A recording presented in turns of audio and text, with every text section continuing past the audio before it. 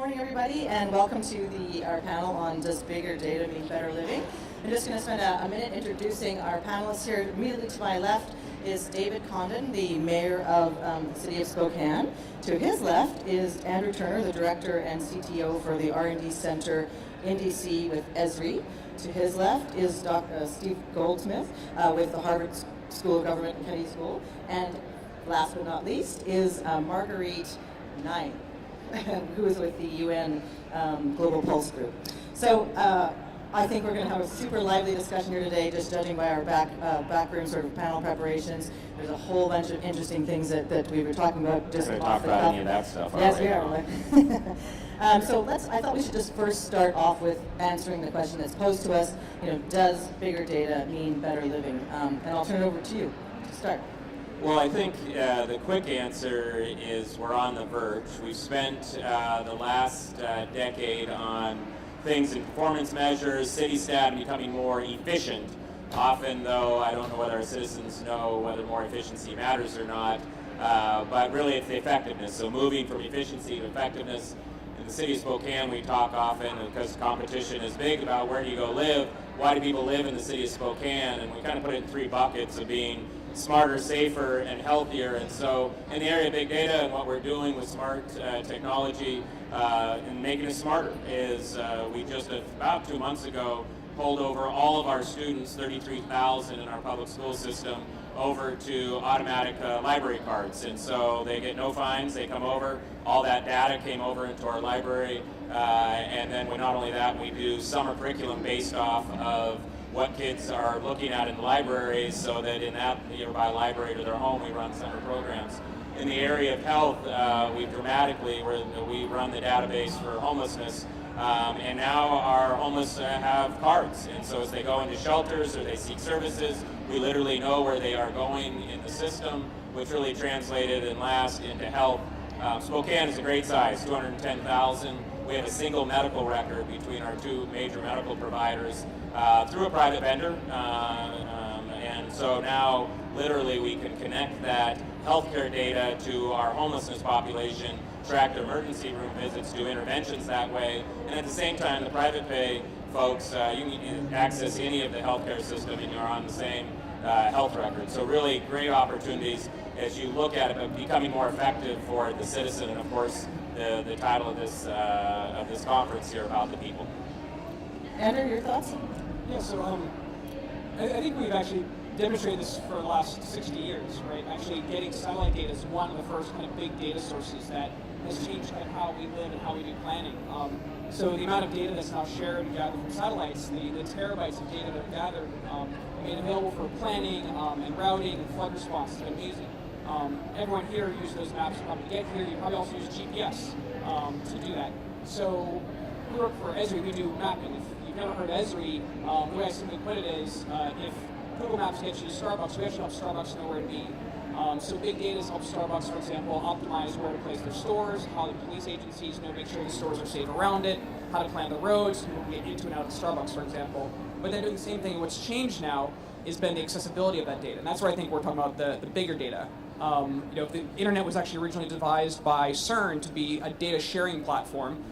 In between, we shared a lot of cat pics. But now it's getting to where the data is becoming immensely accessible and from multiple different sources. So, cities are starting to share out data, states are sharing data, governments are sharing data, and it's transforming now how, one, the governments work, but also how citizens can access and use that data themselves to answer their own personal questions, and then share that data and those insights back out.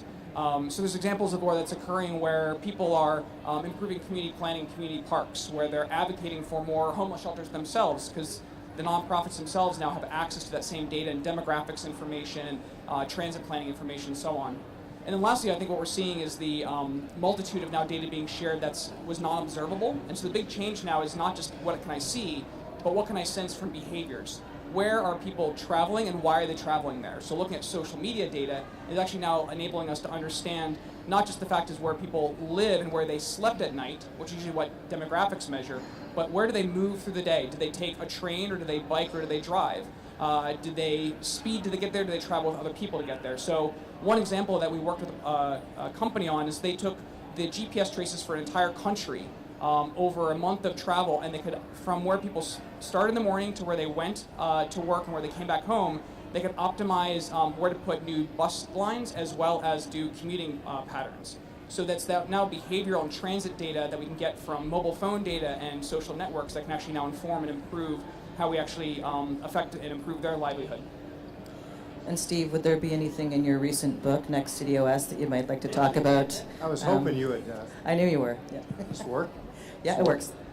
Yeah, I was hoping you'd mention the book. Yeah, so we spent a year kind of running across the U.S. looking for examples of this, and let me bucket them the following way, right? So obviously the answer is yes to your question. Data does make a difference. I think we should have some unanimity about that. I think we can think about it in 4 really quick ways, right? One is what are we doing with sensor data, sensor/IoT data, right? How are we using that data to make life better in cities? How do we connect air quality in a neighborhood to health outcomes, for example?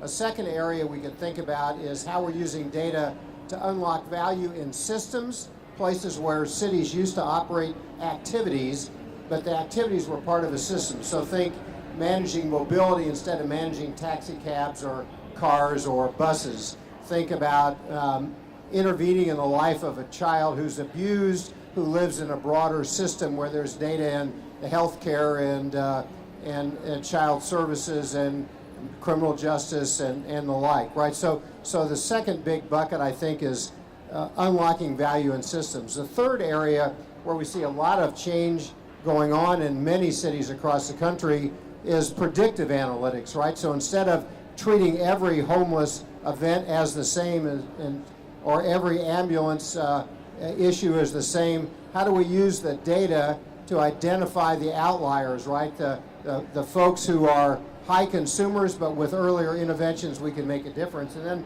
I think probably the last area, and one that Andrew specializes in, is just the visualization of data drives better outcomes as well. How can we identify inequity in cities?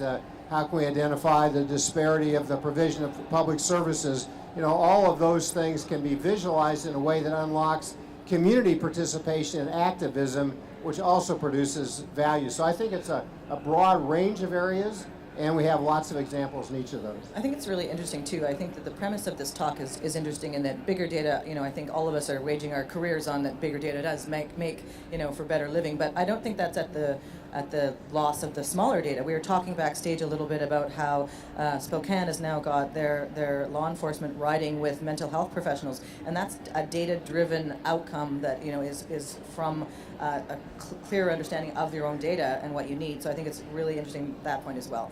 Marguerite, from a sort of a global perspective? Yeah, from a global perspective, I definitely think that bigger data does mean better living. At UN Global Pulse and in many agencies across the UN, you know, we're learning to become more equipped to deal with big data, to be more aware and cognizant of emerging technologies such as machine learning and artificial intelligence, and how can you harness these for humanitarian efforts, but also for sustainable development efforts, and especially in reaching the targets and the sub-targets set out within the Sustainable Development Goals, and I think there are huge opportunities there.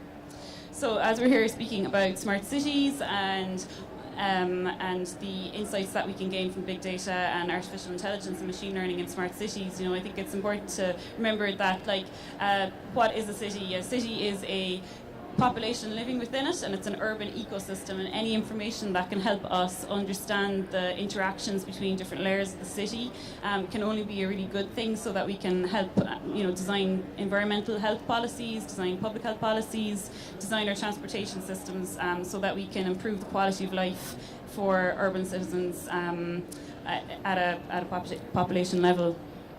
Thanks. And just one further note is that you can't manage what you can't measure, so big data has huge opportunities there. Absolutely, for sure. My next question is, you know, when it comes to big data, how is it that we can put people at the center of those initiatives without sort of compromising their privacy and security? And this is a huge issue, as we've seen in the news lately. So I'm just going to go down the line again, unless there's some rogue order that everybody wants to go in. But maybe we'll start again with you, Mayor. Well, you bring up a good point, and as I talk about, you know, thinking about why people live in cities and why do they come together, and and what do they really seek? Obviously, we've talked about safer, smarter, healthier. So one of them, and back to the idea, as we transferred all of the data of some 33,000 students from our school district, and in the Northwest, the school district does not answer to the mayor, so a totally separate elected body. But the idea of allowing parents to do that and what would be the benefit. So what took us 2 years, of course, God knows how many pages of legal documents about what would be transposed, but it even changed the title of one of our chief librarians to a community technology officer to literally manage that. And how do we do that? Another one is one really cool thing about big data is the integration of systems. Property crime is a big issue in my city, in particularly stolen vehicles of all things. And so we put a license plate reader on our garbage trucks. Why? Because we have a huge sustainability initiative. We compost everything. We're 60% recycle city, and we're working on being a zero landfill city. And so we have 3 garbage trucks that go to every house every week without fail. And so what do? We can't do that with our police officers. So what do? We put the LPR, the license plate reader, on our trucks. But now we have a big privacy issue. Now everybody knows whose car was in front of you or when it was in there.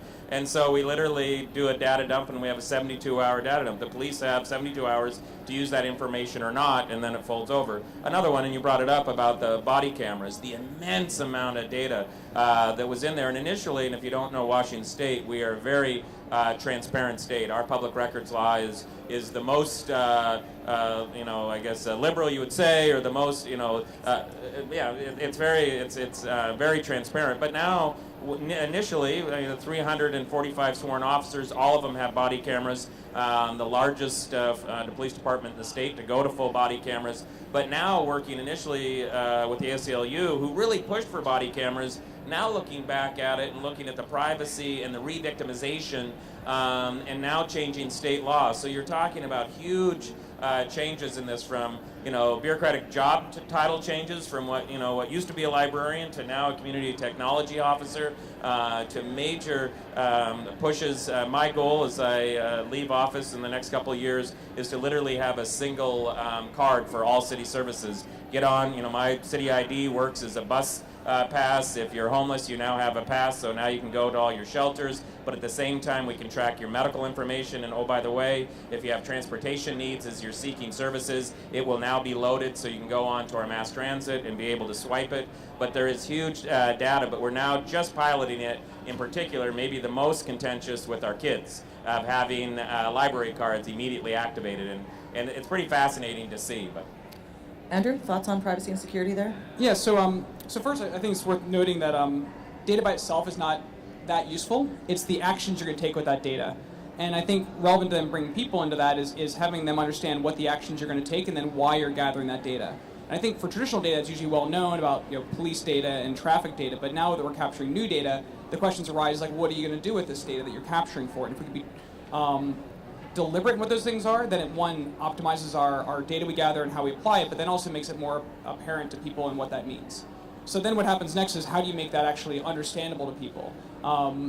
One way to do it is through intermediaries, and librarians are an amazing intermediary, right? Information-based intermediary, where they've been doing this for centuries. But there's a lot of other intermediaries, community liaisons, teachers, other people in the community to do so. So a couple things we're looking at there to improve that is first, providing different ways for feedback mechanisms.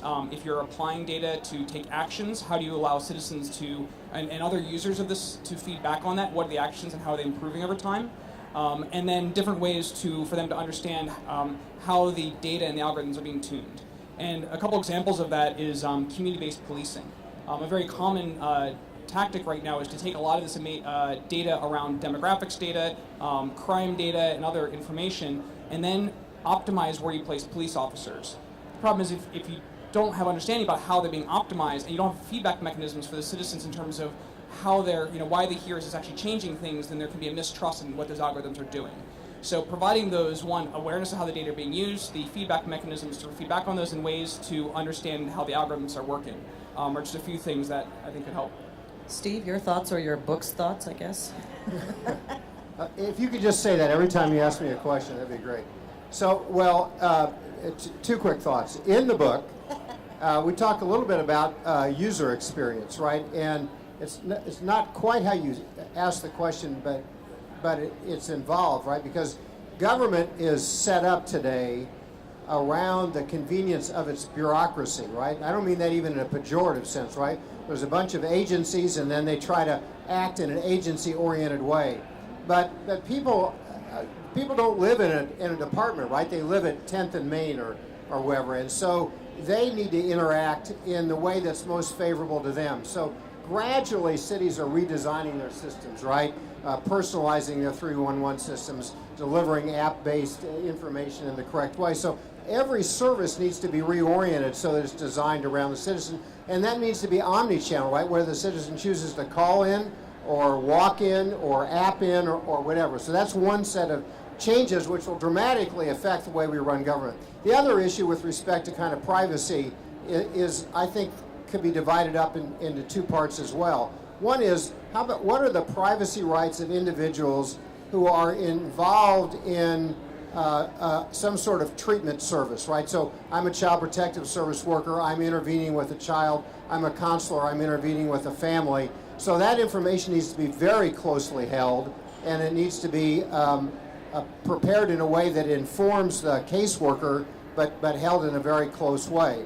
There's another whole set of information that the mayor mentioned, right, is that the data that a city can collect as you walk down the street or you interact with a police officer or a beacon senses your telephone as you are walking around. Cities need to have very clear information about how that's anonymized, how that's kept. They need to have forensic auditing, and they need to have transparent policies about what those rules are, because as soon as we get to autonomous vehicles and IoT connectivity, there's a possibility of knowing every movement of every person all the time, and cities have a responsibility to get out in front of that. I think those are great points, and one thing I wanted to add is that the privacy statutes are often used to the detriment of the people they're trying to protect sometimes, and it's time to flip that around a little bit so that the community safety practitioners can actually share the information so that it helps those individuals. So I just wanted to pick up on that. Marguerite, I'm really interested in what you have to say about this.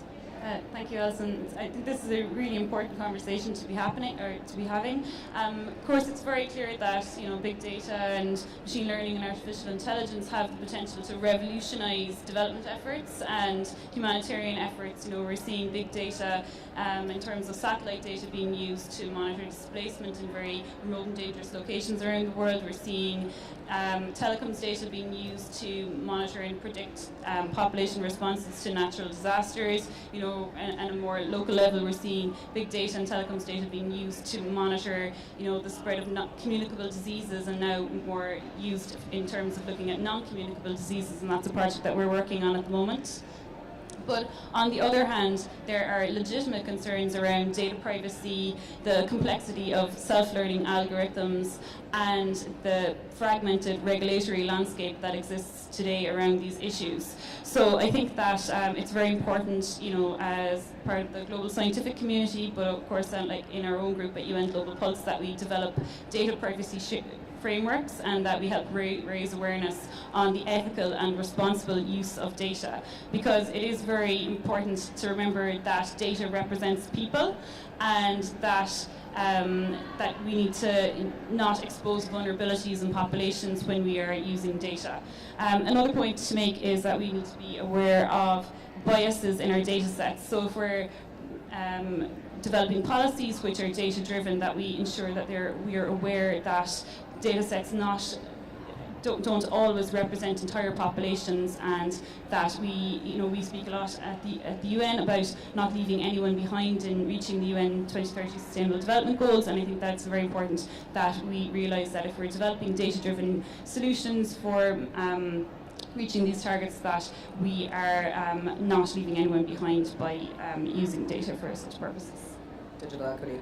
So last question, I want to sort of bring it up a level. That was a little bit of the challenges I think that we see in this market and in this realm. Where do we collectively think that bigger data and big data itself is heading or going? Let's talk about the big ideas of where it does actually contribute to the positive outcomes. Start with me again, huh? Well, My this favorite. is something, what's great about mid-sized cities in America is, we were talking about this earlier, is you can get your arms around it, and especially in a way that you can involve the private sector, the public sector, and literally people know each other. So Spokane, 210,000 in a metro area of just under 500,000. Now for a couple of years, we launched a platform called UrbanOVA, both a data platform, predominantly populated initially by our investor-owned utilities and other people in that space and our communications company, but now overlaying the city data. And the issue is, how do you go forward and how do you make policies? Someone you brought up earlier about data-driven policing. Well, your digital equity is all of a sudden, if you're going quote unquote and placing where the crime is happening, is there implicit bias to people of color? And are you then going to exacerbate an issue that you're trying to solve and to make sure that there's equity there? And so if you're not people focused, if you're not looking at what those social determinants are, and that's why very early on, UrbanOVA went into a partnership with Gallup. We're the only city partnered with Gallup to look at the effectiveness and like I talked about, efficiency. It may be much more efficient. In government, we're always striving towards efficiency, but unfortunately, we often overlook the effectiveness for our citizens. And so we brought in Gallup a couple of years ago. We're now into the next phase of our study of looking at what is the engagement of our citizens. We now in UrbanOVA, privately, a nonprofit but privately focused, engaged with a former city councilwoman, and she's now a contractor to look at how are we engaging our citizens, especially in a couple of our neighborhoods, so that we literally have a constant. We know how, as we test new technologies, what's the adaptation of that technology in dispersed amongst diversity, dispersed amongst economic backgrounds. And so I really think the future is pretty exciting. But it also has to take into account that technology, how it affects people before you start looking at policies and the way government operates. And so it's exciting to see how that's happening on the platform, both a technological platform of UrbanOVA, but more, especially for a mayor, is the platform of literally where people live, how they use it on their daily, in their daily life. Andrew, what are your big ideas for where this is heading? So we use a term often think about how these cities evolve into making what we call a digital twin. So how being able to see and observe and measure every single centimeter of a city, real-time, historical, and predictive for the future. And so considering what happens when you have that now with these transit sensors, behavioral sensors, sensor streams, will be amazing. The ability for a city to observe itself and track and take action, measure that feedback on very short feedback cycles. My background is actually in control systems engineering, and if you drive a car, you have a speedometer. You want a speedometer to react quickly, and now cars are now knowing how to stop to avoid a car. What can happen the same thing in our cities to take that kind of immediate action? That's one big idea. The other is how do we leverage the capacity or build the capacity of our residents and our citizens? I live in DC, there's 700,000 residents. There's probably about 7,000 government employees. But every resident doesn't have to rely on those employees to take the only action for the city. How can the employees leverage the community to take action on their own behalf and coordinate those efforts? So, Vision Zero is a very common initiative that a lot of cities are working on to prevent pedestrian fatalities from traffic-related injuries. In DC, of 700,000 people, 7,000 government employees, it's one person's job to try and accomplish that. That's his primary goal, right? But there are 20 full-time paid staff of our bicycling association. There's pedestrian groups in every single neighborhood, and all 700,000 citizens have an invested interest to not die going to work or school every day. So what they're doing is they're actually sharing out the data where collisions are occurring, where they're doing infrastructure improvements and actions the citizens can take, whether it's just take a safer route, wear a helmet, or actually work with us on helping plan out better bike lanes and bike routes and bike networks, and actually leveraging neighbors whose day jobs are data scientists, actually now applying as their hobby in terms of optimizing where to do these things and actually working with the community as a collaborator, using the data to actually make the city they live in smarter. So that's the other part, is once you have the data, how do you leverage the intelligence of the community to actually utilize that to improve it? So, well, there are lots of fun ways to answer your question. Let me do two. One will be the rise of the GovBox, right? So today we have a fair amount of the work of a public employee is commodity work, right? Just moving a piece of paper from A to B, reading a file, right? And increasingly, whether we're doing machine sentiment analysis or we're using machines to answer questions. The bots will be doing the commodity work, and we'll have a repurposing of a fair amount of public employee work. And for me, that's actually very exciting, because most public employees take their jobs because they actually want to do something for their community, and this will give them a chance to redeploy their time and skills. And you're seeing some of that in the chatbot side. Increasingly, we'll see it in terms of evaluating the case notes or evaluating the activities of a police officer, child protective server worker, or the like. The other area, which I think is kind of interesting, is one that Andrew's in the middle of. So we have great examples from Spokane, but the mayor says that how many people in your city? 210, right? So if we're going to think about big data, the insights come from big data. So one way we can think about that is, what will be the role of the vendors in providing shared services across the cities that allow us to organize, understand patterns and similar activities from city to city, and then deliver those services in a particular city. So I think that the big data movement will take cities that are advanced, like the mayor's, the data from there, combine it and mine it over a much larger area for insights that will be driven by big data. Marguerite? Thank you. So I think that we need to speed up access to artificial intelligence solutions to tackle some of humanity's greatest challenges, and these are poverty, inequality, forced displacement, and malnutrition. And I think that this will lead humanity towards a more just and fair world.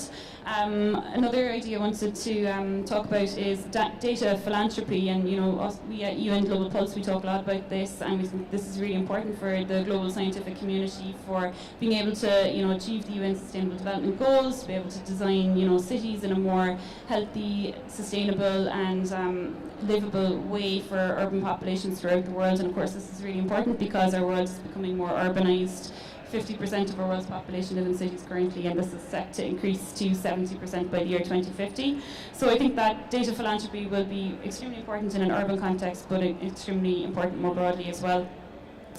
To end on a more cautious note, I just want to mention that I think that we need more transparency in learning algorithms. I think we need more transparency in machine learning and artificial intelligence algorithms that are used for garnering insights from big data. And I think that we need to be very cognizant of the ethical and responsible uses of data as we move forward, so that data is really used in a positive way for society. I think we have about 7 minutes left, and we're through our prepared questions, or the ones that we thought about in advance. So now the time comes to terrorize my panelists with some random questions that I'm going to actually throw out there. I've got two options for you. One is, what's the most, speed round. What's the most interesting thing you've done from a big data perspective? And the second one, because I think some of you can speak to the second one, but not maybe the first one. Anyways, data monetization. If that is, I can't go to a single conference without hearing about and talking about, and people talking about and building up data monetization. But where does it actually exist, where it works well? So if you pick a question. I'll speak up. I think one of the most interesting chances I've been involved in a number of projects to use data in disaster response scenarios. This is where policies kind of fall aside, personalities fall aside, because it's actually about minutes matter to save lives. One example is Texas is now using real-time stream gauge sensors to measure current water levels. They're taking rainfall measurements. They're doing predictive modeling for flash flooding. And then they're putting that data actually into Waze as one example where people already are. So now your Waze app can tell you, like, here's the fastest route, but maybe you want to take the slower route because it's safer. And we're seeing a lot of cases like this where in disaster response from Harvey and Irma, for example, where people were water was rising, people were doing calls for help, the Cajun Navy came in. And this has happened time and time again where in disaster scenarios, given opportunity to data and help, that people and individual volunteers will step up and apply these. And one last one I think was somewhat interesting here was working a lot with in Indonesia, there's palm oil fires where people they're burning the palm trees that plant palm oil. The smoke's going up in the air, and the wind currents are actually carrying that into Singapore and causing health problems. And what they're actually doing now is they're using MODIS as a satellite to measure hotspots of where fires are lighting up. They're using wind trajectory data to predict whether that fire will get carried into Singapore. And then they're targeting what forest region that fire started in. And in the end, they're sending a text message to the ranger saying, you have a fire you need to put out and we're watching. And it's a really interesting example of where it's cross-national borders around using amazing complex data to the end, send a text message for a ranger to go put a fire out. But it has implications to a whole country if they don't. We'll go first. All right. Well, let me answer the. Let me pretend to answer the other question. You know, at Harvard, I run programs for mayors and mayors' chiefs of staff and chief data officers, right? And so there is this dynamic confusion about the role of government and the role of the vendor on the monetization of data. And what I meant by pretend to answer it, I just want to recognize its importance and that we're very immature in our thinking about that. So if it's a city, let's hypothesize it's a city right-of-way or a city easement, and the city licenses the easement, and then fill in the blank, street light, link, smart furniture, a number of other things that are in the city's right-of-way. So what rules should the city set on the right to monetize the information? And I'm not suggesting it should be all or none. I'm just suggesting that there ought to be very clear rules on what that's going to be, who owns that data, under what circumstances it can be accessed, who licenses the data, and obviously the data privacy issues as well. And so and it's not just an either or, right? The Link NYCs that are outside the room today, right? They're ad-driven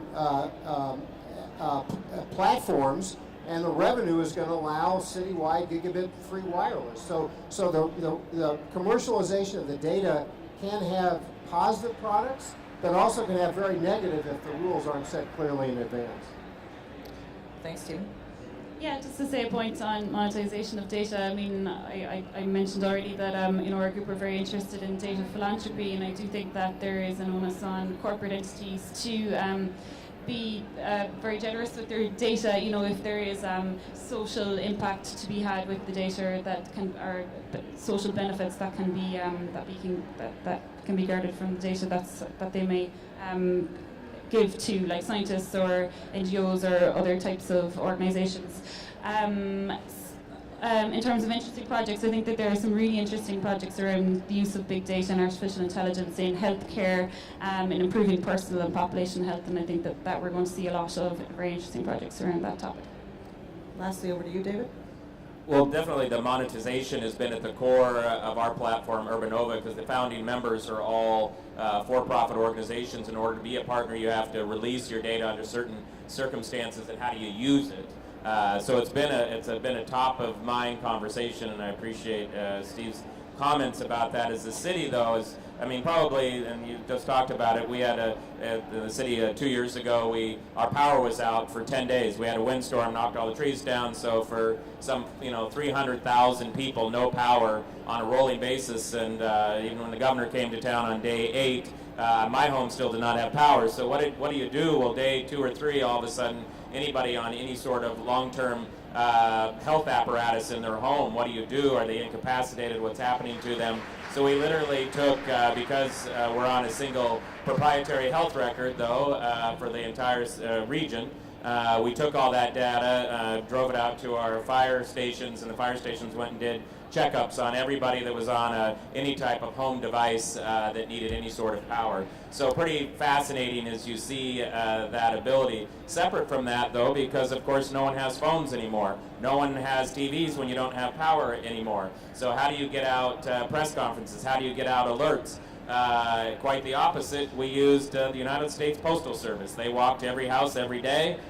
So we did a blanket leaflet for the entire city over a 2-day period using quite rudimentary technology, to say the least, or a mode, I guess, but using very high-tech technology of how we target those. The last one I would say, and it was just, it is this big data issue of any city, especially city, and especially on the West Coast, of being over 100 years old. where do you see these urban neighborhoods, how do you revitalize them, literally looking at 13 layers of technology and mapping where we have derelict houses and any sort of thing, whether they be foreclosures or just not well-maintained houses, and now working with private industry to go and buy up those houses in a major way. How do you put them back into production, but not without gentrifying?